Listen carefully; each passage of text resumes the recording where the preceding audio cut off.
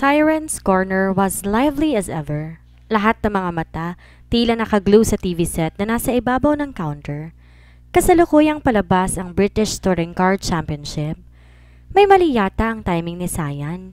Hindi niya na kailangan manghula kung bakit tila laban ni Pacman ang naturang palabas sa suporta ang binibigay ng mga taga-village. Nathan was in the competition. She decided to leave but Marla saw her before she could escape. Sayan, mabutit nandito ka na. Bilisan mo't malapit nang manalo si Nate. Mula sa screen, dumako sa kanya ang mga mata ng lahat ng nandoon. Lumaylay ang mga balikat niya na sumali na ang iba pa sa pagpapaupo sa kanya. Binigyan pa talaga siya ng espasyo sa tapat ng TV para makita niya na mabuti ang panalo ni Nathan. Tiwalang-tiwala talaga kayong mananalong tukmol na yun na. Puna niya sa mga ito nang maupo. Ano ka ba, Sai? Hindi ba ikaw tong dapat todong suporta sa boyfriend mong hilaw na yon? Anang numero unong tagahanga ni Nate na si Crixie. Nako, kung di lang talaga kita friend, matagal ko nang inahas ang papa mong yon. Sino bang hindi pumipigil sa'yo? Sayong-sayo na yan kung gusto mo. Labas sa ilong eh. Pangiintriga pa nito. Shh! Manahimik nga kayo. Sita na isa pa nilang kabarkada na si Julie. Final lap na. Muling natahimik ang buong coffee shop. Ang tanging maririnig ay ang gitgita ng gulong na nagmumula sa TV. Engross na engross ang lahat. Sinubukan ni Sai na manood pero isipin pa lang niyang isa si Nathan sa mga nagkakarerang iyon, namumutla na siya. Kaya minabuti niyang ibaba ang mga mata at hintay na lang ang anunsyo kung sinong nanalo. Nerbiyosa kasi siya, praning pa. Pakiramdam niya madidisgrasya ang lalaking iyon kapag nanood siya ng karera nito. Sira ulo siya. Alam niya, but she could not help it. Hindi siya ganoon. Sira ulo siya. Kung di kasali sa laban si Nathan. Actually, she loved races. Maging karera ng motorsiklo, kabayo, aso, pagong or unggoy man yan, gusto niya. She loved speed. Kaya lang ibang usapan na kapag si Nathan ang kasali. Biglang nagkagulo. Mukhang exciting ang laban. Sayan, ano ka ba? Tabingin ka nga. Narinig niyang saway ni Julie sa kanya. Anong para sa akin? Hindi na niya natapos ang sasabihin dahil biglang may humila sa buhok niya dahilan para mapatingala siya. Just in time to see Nathan's car cross the finish line and won the race. Pakiramdam niya na yanig ang buong shop sa pagbubunyi ng mga tao. Oh well, hindi siya ipokrita para sabing hindi siya masaya sa pagkapanalo ng binata. She could already imagine the look on his face when they would face each other again. Nagulat siya nang lapitan siya ng kapitbahay at tinapik sa balikat. Nanalo si Nathan, Sai. Ana mga ito. Ano ngayon? Siya ang nanalo't hindi ako. Bakit kumakaasta kayo parang akong hinihinga niya ng balato? Turan niya. Napakataray. Imbes na sumagot, nagsihilingan lang ang mga alipore si Nathan. Kawawang Nathan. Narinig niyang sabi ng isang babae. Hindi niya matandaan ang pangalan nito. She is a one cold woman. Another commented. Pakialam ko sa inyo, kilala ko ba kayo? Naisa loob niya na lamang. Lumapit siya sa counter at umorder ng blended coffee. Sayan, matagal ko nang gustong itanong sa'yo, bakit pa hindi mo magustuhan si Nate? Tanong ni Ram, isang high school friend. Katabi nito ang boyfriend na si Ken sa isang panig ng shop. Hindi ko siya type. Simple niyang sagot. Wala siyang pakialam kung nakikinig man ang lahat ng tao roon. Ha? Bakit? Ano bang type mo? Iba naman na nagtanong. Hindi niya ulit kilala. Guwapo, matalino, macho, mayaman at syempre mabait. Mabilis niyang sagot. Si Nathan lahat ng yun ah. Nakakunot noo pa ang sabi nito. Sisinghalan sana niya ito pero naudlot iyon dahil sa anunsyo ni Jamie. Uy, si Nathan no, in-interview. Agad nalingon ng mga ito ang TV set na ngayon diretsyang nasa ibabaw niya.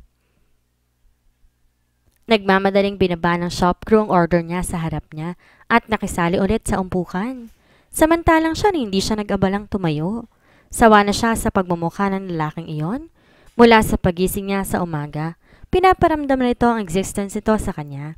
Hanggang sa gabi tumatambay ito kasama ng kuya niya sa bahay nila. Pati ba naman sa TV, mukha pa rin ito ang makikita niya? Saka na nga lang siya natatahimik kapag may out of the country race itong sinasalihan, katulad ngayon. Sisirain pa ba niya yon? Not only in Asia but now also in Europe, you conquered the whole touring car racing scene, Nate. Dinig na dinig sa buong lugar ang boses ng babaeng reporter. And just recently, you were named as one of the hottest model in a leading magazine.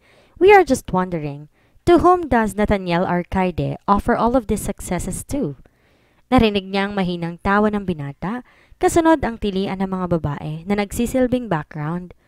Oh, now that's a secret. Oh, come on, Nate. Just spill it out.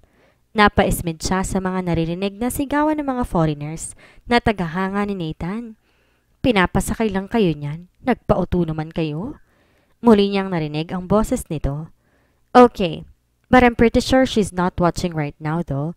But I'm just trying to be somebody she would accept as her man. Nagtilian ng mga kapitbahay niya, mga etsyosera, kaya hindi niya na nasundan pa ang interview. Sinara na lang din niya ang kanyang tenga sa anumang ingay. Naramdaman na lang niyang binatukan siya ng kung sino. Nalingonan niya si Crixie. Bakit ba? Anong bakit? Narinig mo ba ang sinabi ni Nathan? Alin dun? Pinandilatan siya nito. I cannot figure out if you are dense or just plain stupid. Ipinahayag lang naman niyang pag-ibig niya sa'yo sa harap ng buong mundo, babae ka? Oh, talaga sinabi niya, Sayan Maris Arcega ng Gaya Village, Philippines? Panghahamon niya rito. Hindi. Hindi naman pala eh. Pero, hoy, saan ka pupunta? Anito lang tumayo na siya. Maghahanap ng mas matinong kausap. Dire-diretso siya papalapit sa pinto ng shop. Naiinis siya. Hindi siya tanga para hindi magets na siyang pinapatamaan ni Nathan kanina at lalong hindi siya tanga para maniwala rito. Nasa entrada siya ng shop nang tawagan siya ni Jamie. What? She barked at her. Everyone was looking at her now. Magbayad ka kaya muna ng in-order mo, ano? Nakapamewang na sita nito. Padabog siyang bumalik sa counter at inilapag doon ang 100 piso. Pagkatapos nagmarcha na uli siya palabas. Panira ng walkout. Himutok niya. Pare, baka matunan na yan sa kakatitig mo. Nang mag-angat ng tingin si Nathan ay ang kaibigang si Van ang bumungad sa kanya. Huwag kang epal, pare. Doon ka na nga lang sa gab mo. Girlfriend itong tinutukoy niya. Talaga, dahil ang gab ko, turi na tao, ang sayan mo, hanggang picture ka pa rin hanggang ngayon. Kansaw nito. Bigla nitong hinablot ang larawan mula sa kanya. Hinimas-himas itong makinis na baba habang pinagmamasdan ang larawan. Ang cute talaga ng babaeng to, Nate. Sa totoo lang, hindi ang mga ganitong tipo ang inakala kong magugustuhan mo. Bumantong hininga siya at tumiga sa malaking kama. I am in love with her. Hindi ko lang siya gusto. Nasa loob sila ng kanyang hotel suite sa isang 5-star hotel sa England kung saan ginanap ang racing competition na ipinanalo niya kanina lang. Nagkasalubong lamang sila ni Van na doon din tumutuloy. Ang alam niya may sports competition din tong sasalihan. Di na nga lang siya nagtanong dahil tiyak niya, extreme sport na naman iyon kung saan hinahabol nito si kamatayan. Actually, he was once like him. Mahilig din siyang sumubok sa mga delikadong sports. Sa katunayan, magkakasama sila noon palagi sa mga competitions mula pa nung college days nila. But 4 years ago, he decided to focus on racing. Magkano kaya ibibigay sa akin ng mga kalaban mo kapag sinabi ko sa kanilang itong picture na to ang nagpapanalo sa'yo sa bawat laban? Binalik niya sa kaibigan ang atensyon. Ulol! Kinuha niya ang larawan mula rito. Van chuckled. Uuwi na raw kayo sa Pilipinas mamayang gabi? Tanong nito pagkaraan. Oo. Pero hindi ba't marami nag-iimbita sa'yo para interviewin? Paano mga yon? Takang anito. Tiranggihan ko lahat. Simple niyang sagot. Gusto ko nang bumalik sa Gaya. Lampas 1 linggo na ako rito. Hindi ako mapakali kung napapalayo ako ng matagal. Namimiss mo lang si Sayan eh. Hindi ko kasi nababantayan. Baka may makalusot at dumiskarte sa kanya.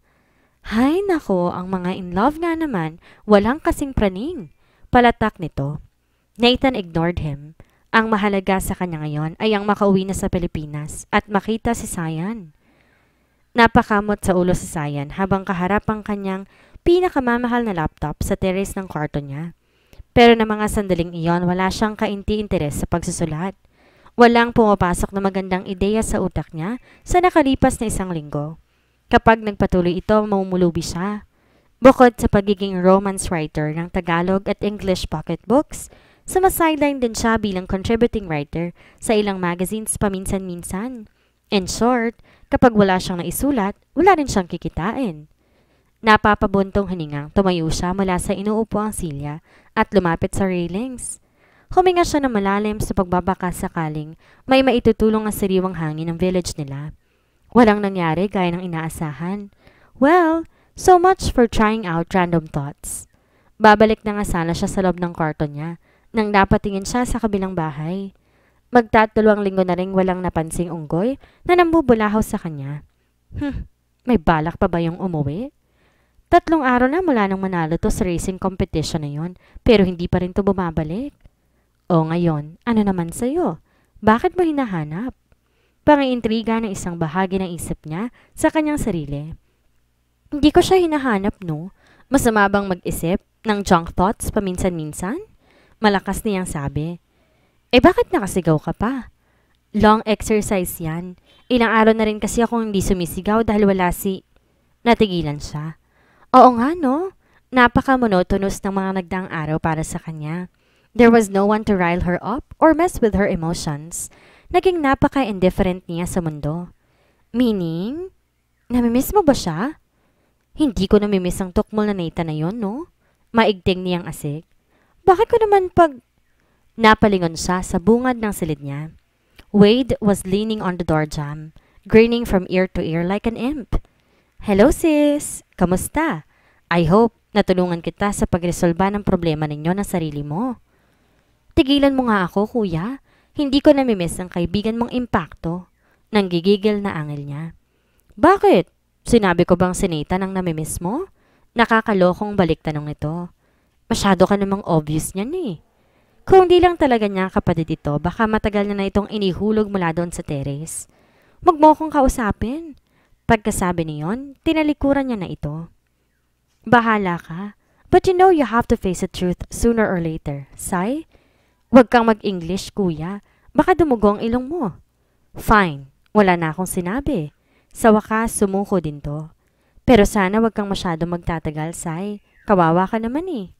Pagkatapos noon, narinig niya ang mga yabag nito papalayo. Anong pinagsasabi nun? Bulong niya sa sarili nang mapag-isa. Hindi pa rin mapanatag ang loob niya. Naiinis siya na hindi niya mawari. Makapaglakad-lakad muna. Desisyon niya. Pagkatapos iligpit ang laptop niya, lumabas na siya ng bahay. Agad niyang napansin ang kambal na Hiro at Jean. Nasa 4 o 5 taon lang ang mga ito at halatang halata ang pagkakaiba sa ugali ng mga ito. Palangiti at bibo si Jean samantalang tahimik at mas formal si Hiro. Nakatingala ang mga ito sa punong nasa tapat ng bahay ni Nasayan at tila naglaho tulad ng palaging ginagawa ng mga ito. Kasalanan mo kaya ikaw ang umakyat. Narinig niyang sabi ni Hiro habang papalapit siya sa mga ito. Anong kasalanan ko? Belta ni Jean. Kasalanan mo. Ang pangit mo kasi kaya natakot sa mukha mo. Ayun, tumakbo tuloy. Kambal tayo kaya pangit ka rin, no? Napakamot ng ulo si Jean. Ganun ba yun? Natatawang sumabat si Sayan sa usapan. Kids, ano bang pinagtatalunan ninyo? Sabay na tumingala sa kanya ang 2 pares ng bilugang mata. Identical twins sa mga ito pero madaling tukuyin kung sino si Jean at kung sino si Hiro dahil magkaiba ang pagdadala ng mga ito sa sarili. Neat ang buhok ni Hiro samantalang tila pinagtipla ng mga adik ang buhok ni Jean, natadtad ng gel at nakatayo lahat. Anyhow, they were equally cute. Hindi niya napigilang kurutin ang maumbok na pisngi ng mga ito. Naku, ang cute nyo talaga. San ba kayo pinaglihin ng nanay nyo at ganyan kayo ka-cute? Aray ate, masakit. Binitawan niya na ang pisngi ng mga ito. Tawagin niyo akong Ate Sayan. Nagkakaintindihan ba tayo? Agad nagsitanguan ng mga ito. Napangiti siya.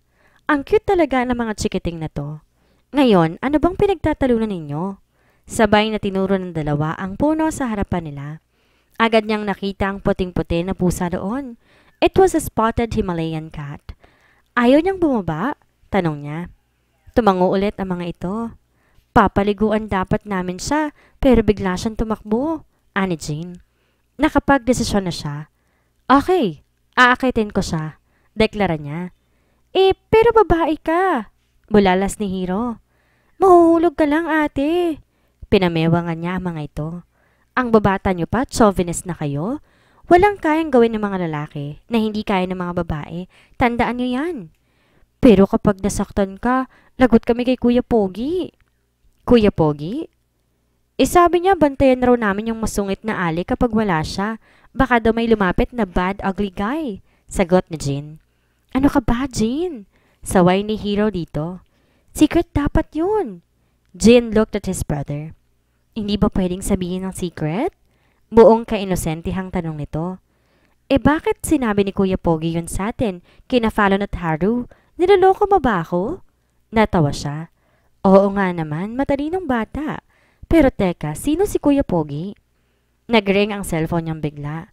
Dahil abalang isip pala sa loob na sinagot niya ang tawag nang di inaalam kung sinong tumatawag. Hello? Hello, si Sayan ba to? Anang lalaki sa kabilang linya. Oo. Sorry, wrong number. Noon niya nakilala ang boses nito. Nathaniel, adik ka talaga? Ramdam na ramdam niya ang pamumuo ng isang bagay sa dibdib habang pinakikinggan ang boses nito. She could not quite define it. Parang dinudurog ang puso niya and at the same time, lumulobo na hindi niya maintindihan. There was one thing she was now sure though, and she could not deny it anymore. She had missed him. Narinig niya pa ang tawa nito sa kabilang linya. Hindi ko akalaing mamimiss mo ko ng ganyan katindi. Sana pala tinanggihan ko na lang ang bakasyong binigay ng team ko para sa pagkapanalo ko. What do you mean? Hindi ka pa uuwi? Pinilit niyang ialis sa boses ang panghihinayang sa nararamdaman. Huwag kang malungkot, hindi bagay sa'yo eh. Pumapangit ka lalo. He? Sino malungkot? Masayang masaya nga ako, no? Gusto kong mag-celebrate dahil wala nang asungot dito. Actually, you're doing me a favor if you won't come back. You are not a very good liar, Sai. You've never been. Binubuko ka ng mukha mo, hindi ka pa man nagsasalita. Whatever. Like you can see me. Ano ka, psychic? Tuya niya rito. Siguro nga. Ipikit ko lang ang mga mata ko, nakikita na agad kita. Natilihan siya sa kanyang narinig. Kilabutan ka nga, Nathaniel. Ang corny. Sa kakornihan nito, gusto niyang pumatay ng tao. She heard him chuckle at the end of the line. Hindi lang yun. I think I can teleport too.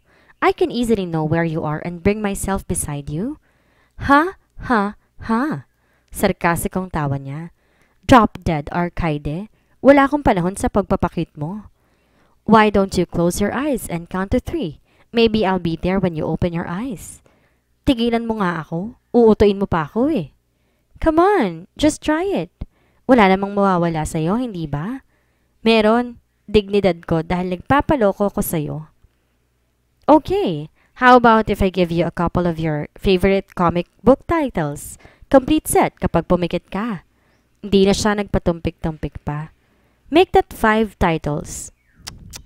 Ang dali mo naman talagang i-bribe. Wala akong pake. Basta wag na wag kang atras sa usapan. Wala siyang pakialam kung inuuto lamang siya nito o hindi. Ang mahalaga ay ang pangako nito. Kahit sira ulo to, may isang salita ito. Kaya't sigurado sa kanya na ang imported comic books na yon. Habang nakapikit at nagbibilang, isang bagay ang umuga sa sabog ng utak niya. She wanted to find him in front of her when she opened her eyes. Pagkatapos ng bilang na 3, agad niyang iminulat ang mga mata. Ngunit walang Nathaniel Arcade na sumalubong sa kanya. Ang tanging bumungad sa kanya ay ang 2 nagtatakang baby Pokemon na anak ng kapitbahay nila. Lumaylay ang mga balikat niya. Her heart sank. Bakit kasi umasa-asa pa siya? At sa lahat ba naman ng pupwede niyang asahan ay ang Nathaniel pang iyon? At bakit niya ba gugustuhin na makita ang Homo erectus na yon? Oh, ano na? Naiinis na tanong niya sa binata na nasa kabilang linya. Then, this is the part where you pause and slowly turn around, he said coolly. Natigilan nga siya, pero hindi dahil sa sinabi nito, kundi dahil tila naging 2 ang tinig nito. Ang isa mula sa hawak niyang cellphone at ang isa ay mula sa likuran niya. Mabilis siyang tumalikod at nakitang tama nga ang hinala niya. There, he was smiling at her with a cell phone pressed to his right ear. And then your eyes will grow wide in surprise. Patuloy nitong sabi na tila direktor sa kanyang aktres. Involuntarily, her reflexes followed. Masyado siyang nabigla para bantayan ang sarili. His smile suddenly turned into a grin. A day's growth of whiskers had not diminished his appeal at all. The tiny stubbles only made him more look delectable. You miss me so much that you run into me and embrace and kiss me full on the lips, passionately. He added. Doon siya nakabawi ng tuluyan sa pagkabigla. Adik? Aniya imbes na sundin ang sinabi nito. She crossed her arms in front of her chest and gave him a naughty look. Tandaan mong may usapan tayo. Arcade? Laking gulat niya nang bigla itong lumapit at kinulong siya sa matipuno nitong braso. Hindi tuloy siya nakapalag kaagad. Payakap muna kahit saglit lang. Say, malambing nitong bulong sa buhok niya. 11 araw din kitang di nakita. Miss na kita. Alam niyang pinagtitripan lang siya nito katulad ng dati. Pero bakit parang may anong kumukulit sa puso niya para maniwala at magpauto dito kahit sandali lamang din? Kuya Pogi, bakit ang tagal niyong lumapit? Narinig niyang tanong ni Hiro. Kuya, is that what you call chancing? Natawa si Nathan sa tanong ni Jin. No, it's what you call loving. Inilayo niyang mukha rito para makita ang mukha nito, ngunit hindi naman kumalas sa pagkakayakap nito. He looked tired despite his smile. Ikaw ba si Kuya Pogi? Tanong niya. Bakit, hindi ba halata? Binaliwala niya ang kahanginan nito. Wala siya magagawa dahil sa Pogi talaga ito. Ikaw ang nagbantay sa akin sa mga ito mula sa bad ugly guy? So pwede lang yung mga good handsome guys. She looked at him straight in the eyes as she asked that question. Si Jean ang sumagot para sa binata. Hindi pa rin pwede dahil kailangan daw mas gwapo kay Kuya Pogi. Nilingon niya ito. Eh di hahanap ako ng mas gwapo sa Kuya Pogi nyo, Cecil. Aniya just for the heck of it. Nagulat siya nung sabay umiling ang kambal. Malabo. Ha? Kasi napakamot ng ulo si Jean. Si Hiro ang sumalo dito. Kasi papangit ang sino mang lalaki kapag katabi si Kuya Pogi. In short, akin ka lang. Napatutok ulit sa mukha ni Nathan ang mga mata niya dahil sa sinabi nito. Biglang nanikip ang dibdib niya habang nakatitig sa kanya ang malamlam nitong mga mata. Damn those dark blue eyes. Pakiramdam niya hinigop siya ng mga yon kasabay ng pagkawala niya sa katinoan. All she wanted to do was stare at him like this all day. Mabuti na lang at may dalawang bubwet sa tabi nila para ibalik siya sa realidad. O Kuya Pogi, nasa na yung promise mo? Oo nga. Ginawa na namin yung napag-usapan natin. Mamaya na kayo mag-loving-loving. Napahimas ng batok ang binata nang lumayo siya rito. Hinarap nito ang kambal.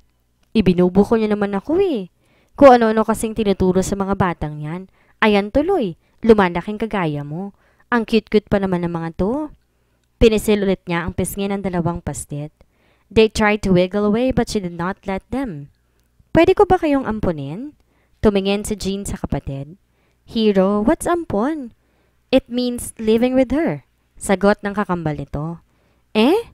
Tumingin sa kanya ang bilugang mga mata ni Jean na ngayon ay kumikinang na. Okay lang kung masarap kang magluto, Ate Sayan. Masarap ka ba magluto? Ang takaw mo talaga, Jean. Saway ni Hiro dito. Ipagpapalit mo sina mama para sa pagkain? Hindi nagustuhan ng isa ang ginawang pagsabay nito ng kapatid, kaya nauwi ulit ang mga ito sa bangayan. Aawatin sana niyang dalawa nang halos mapatalon siya sa pagkabigla nang akbayan siya ni Nathan at bumulong sa tenga. Bakit mo pagkakasiyahin ang sarili mo sa mga nuno sa punsong iyan kung po pwede naman na tayong gumawa ng sarili nating mga bahay?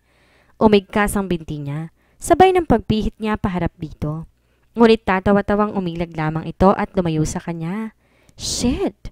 Pulang-pula ang buong mukha niya at naramdaman pa rin niya ang init ng hininga nito sa kanyang tenga. Nathaniel! Yes, sweetheart? Nakakalokong lambing nito. Ngayon na ba kaagad? She wanted to rip the green of his face and fork his twinkling eyes at that very moment and was about to do just that when a voice interrupted her. I cannot see that you're doing well, Sayan.